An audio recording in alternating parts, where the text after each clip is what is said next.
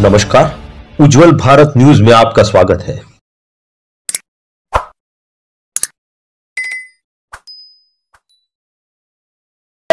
सिया राम जय जय राम,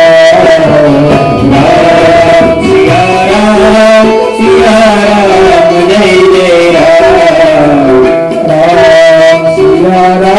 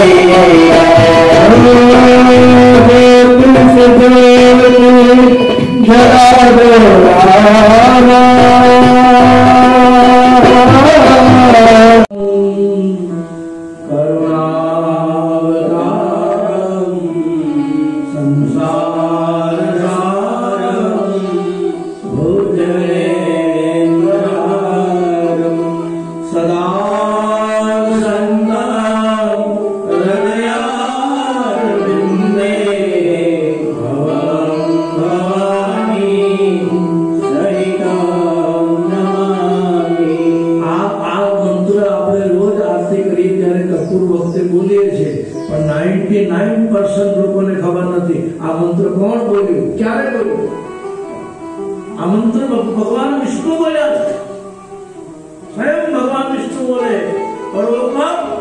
जब शिव पार्वती का ब्याह हो,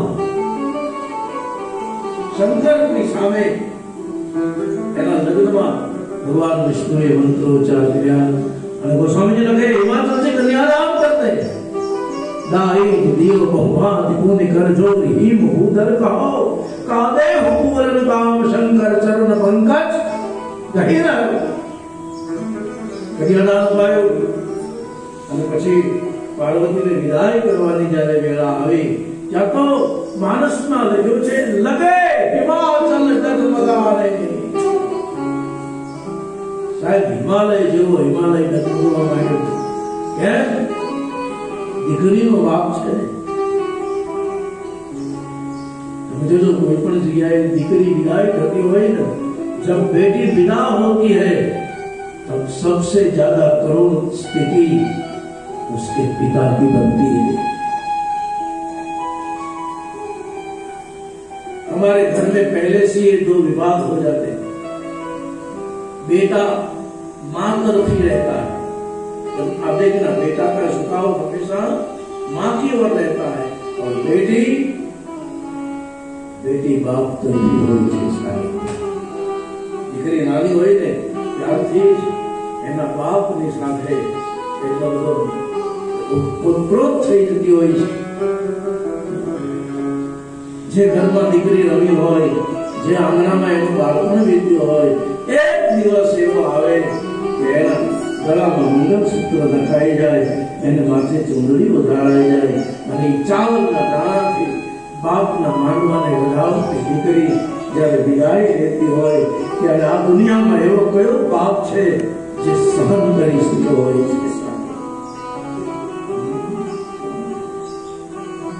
ना जो से तुझे पाला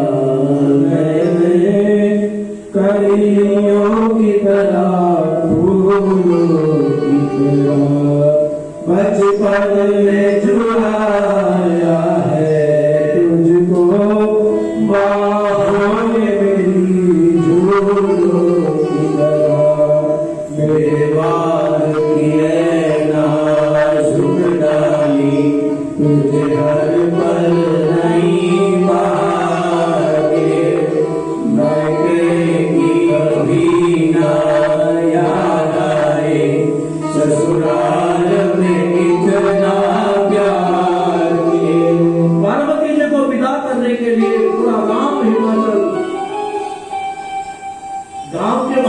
छोड़ने आया, ऐसी करना ये हिंदुस्तानी परंपरा।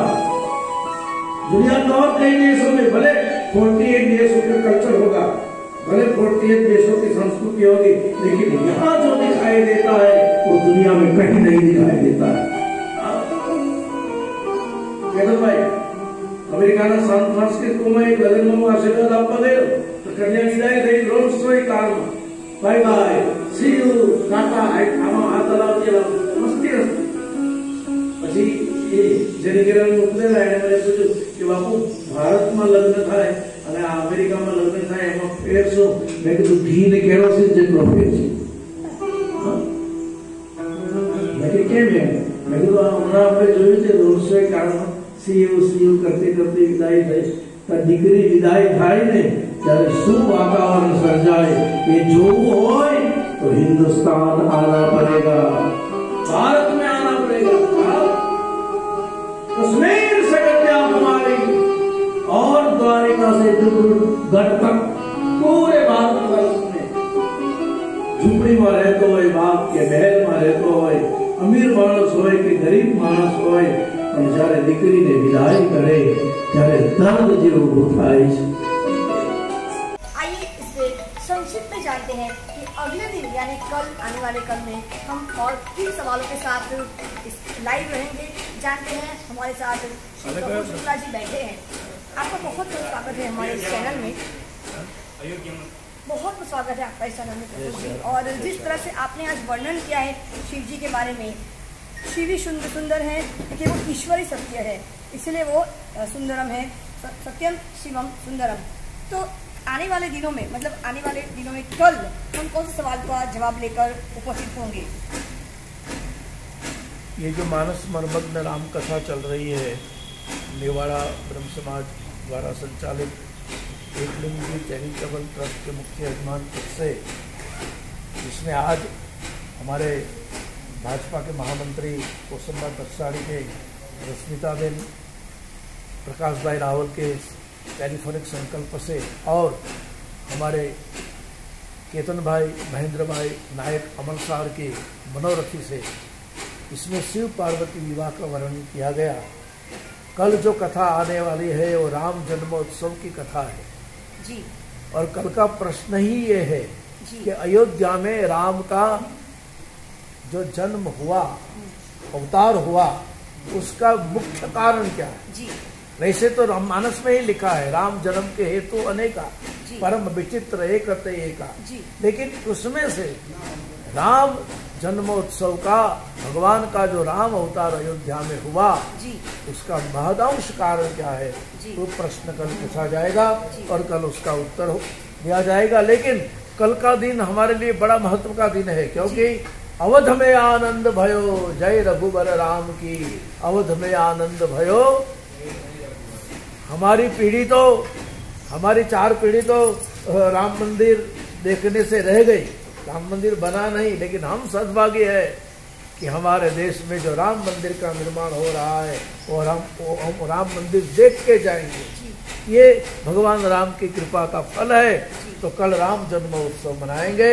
फेसबुक पर और उज्जवल भारत यूट्यूब चैनल पर सभी श्रोताओं से निवेदन है कि कल राम जन्म आप अपने घर पे बैठे सेफ रहिए, स्टे होम एंड सेफ रह के आप राम कथा सुनिए और हमारे साथ राम जन्मोत्सव में शामिल होइए। जय श्री राम। जी एक प्रश्न है, काफी समय से मेरे मन में ये प्रश्न उद्भव हो रहा है। जैसे हम कहते हैं कि जन्म और मृत्यु ये ईश्वर की देन है, ईश्वर जब चाहे हमें जन्म देता है और उसी के मर्जी से ही मृत्यु होता है।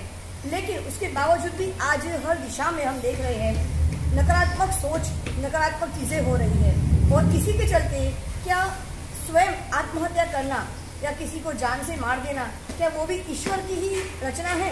कि ईश्वर ये सब कर रहे हैं या किसी नकारात्मक सोच से उस पर हावी हुआ है? ईश्वर किसी को मारता नहीं है और ईश्वर किसी को मारने को कहता ही नहीं है। ये मारना और मरना ये स्वयं आदमी की, इंसान की अपनी बात है जी। जब दिमाग के अंदर आपने कहा इसे प्रमाण से नेगेटिव विचार हावी हो जाते हैं जी, और कभी कभी पूर्व जन्म के संचित पाप कर्म भी जी, इसमें आते जी। हैं, तो उसकी ओर उसे ले जाता है। जी। ऐसे ये कर्म होता है। जैसे आपने आज बात कही है बेटी की, तो मुझे भी आज ये बात कहने का मौका ज़रूर मिला है। हम दोनों बहनें हैं हमारे परिवार में, भाई नहीं है। तो पापा से हम पूछते थे कि भाई नहीं है तो आप किसे बेटा कहोगे? तो मेरे पापा ने बहुत ही सरलता से कहा था कि मैं बेटी को बेटा कह के भी बुला सकता हूँ, लेकिन अगर मुझे बेटा होता तो उसको मैं बेटी कह के नहीं बुला सकता। तो मेरे लिए बेटा भी है और बेटी भी है। बहुत बढ़िया सवाल है बहन जी। सीमा जी, आपने बहुत अच्छा प्रश्न किया है। हिंदुस्तान का हर बाप अपनी बेटी को बेटा कह के ही बुलाता है जी। हर बाप कभी भी अपनी बेटी को बेटी नहीं कहता है कि बेटा यहाँ आओ, दिकरा केम छे, दिकरा शू छे, बेटा कह के ही पुकारता है। क्योंकि हर बेटी के लिए तो बाप नसीब में होता है, हर बेटी के लिए तो बाप नसीब में होता है, लेकिन हर बाप के लिए बेटी नसीब में कभी नहीं होती। तो सदनसीब है जिसके घर बेटी है, जिसके आंगन में बेटी है। अरे हमारा शास्त्र ने तो वहां तक कहा है कि जिस आंगन में बेटी का कन्यादान नहीं होता है उस आंगन को बांझ कहा गया है, और जिसके हाथों से कन्यादान नहीं होता है उसको कभी मोक्ष नहीं मिलता है। ऐसा बेटी का मान। धन्यवाद। जय सिया राम। बहुत ही सरलतापूर्वक ये हमने आज बात करी है। कल फिर आपके सामने उज्ज्वल भारत न्यूज के चैनल के माध्यम से फिर आपके सामने उपस्थित होंगे। तब तक के लिए मुझे आज्ञा दीजिए। उज्ज्वल भारत न्यूज, देश की प्रखर आवाज। सीमा भट्टाचार्य, साथ में कैमरामैन